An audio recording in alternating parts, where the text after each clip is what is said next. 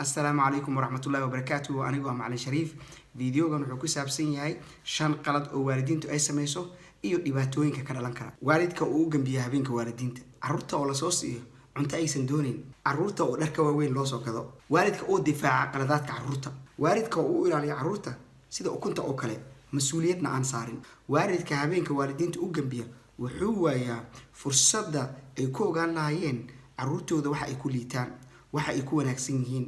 iyo halka ay caawinaad uga baahan yihiin sidoo kale waxay waayaan fursadii ay ugu soo bandhigan lahayn macallimiinta carruurtooda waxa ay tabanayaan habeenka waalidiinta oo loo gambiyo waxay diraysaa fariinta ah anigu ma xiiseenayo waxbarashada carruurteeda howlahayga kale ayaa ka badan taana saameyn weyn ay ku leedahay waxbarashada carruurta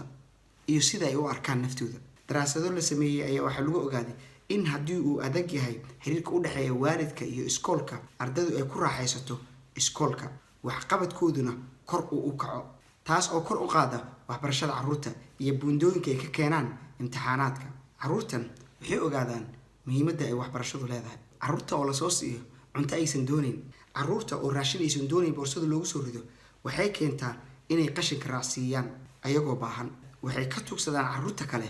lufluf ay gaajada ku dilaan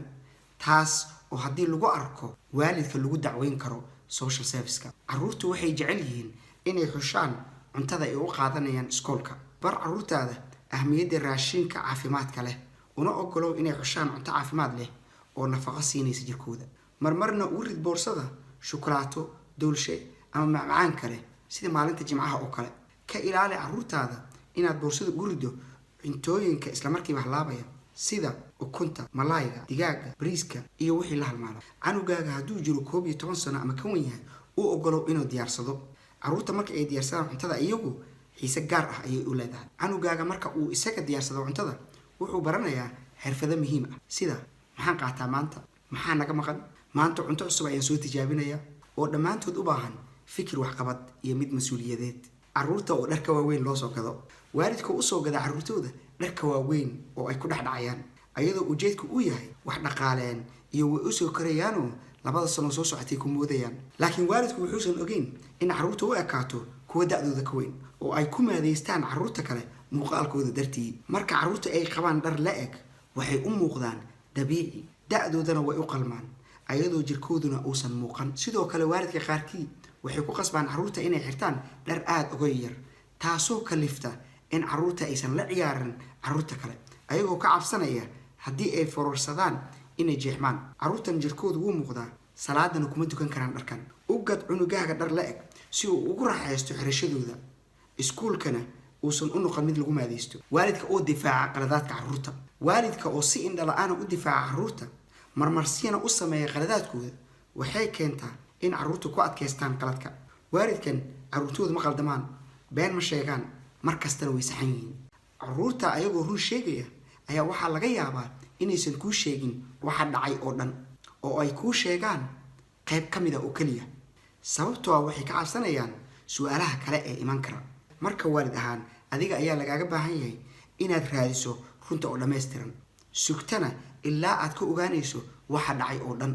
daraasada la sameeyey waxaa lagu ogaaday waalidka difaaca carruurtiisa in ay aaminsan yihiin inay sameynayaan wanaag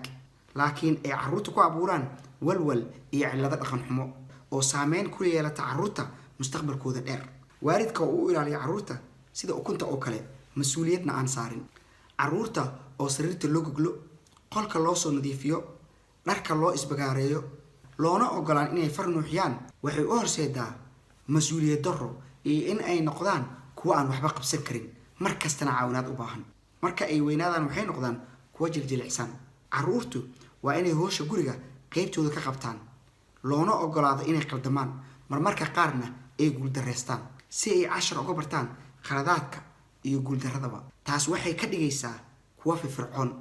oo aan ka cabsan guuldarada haddii ay soo wajahdana waxay raadiyaan qaabab kale ay uga baxaan guuldaradaas